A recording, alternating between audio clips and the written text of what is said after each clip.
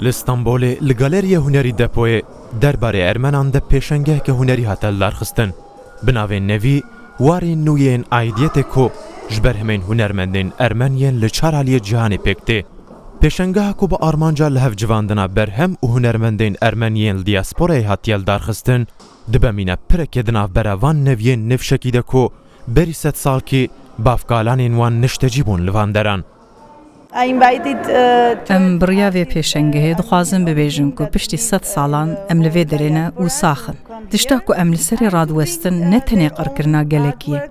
Lewra hemû hunermendên li vê derê her çendî giringiyeke mezin bidin vê mijara qirkirinê jî ew xwedî awir û nêrîneke berfirehtirin.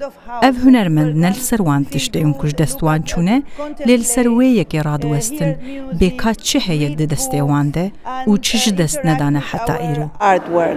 Di pêşengehê de ji wêneyan heta bi fotografan, ji vîdyoyan heta bi enstelasyon û peykeran berhemên 13 hunermendên Ermen tên pêşandan di çarçoveya avakirina aidiyetekê de û parastina wê li hember her tiştê.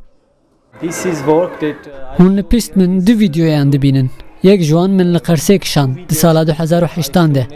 Adinê jî min ji arşîva malbata me wergirt.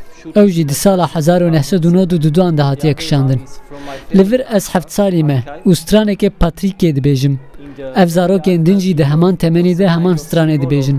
Aliyek jê bi hesasiyet û ciddiyeteke lê li aliyê din bi kêf û rehetiyekê tê gotin ev stran. Min xwest him wê cudahiya di navbera wan de û him jî wê têkiliya di nav hev de ku îro jî berdewam e diyek pacê de nîşan bidim. Bînerên ku dixwazin serdana pêşengehê bikin û di nav bîranîn û xeyalên van neviyên li diasporayê de hilmekê bistînin, heta yekê meha 11 dikarin berê xwe bidin Galeriya Hunerî Depoyê.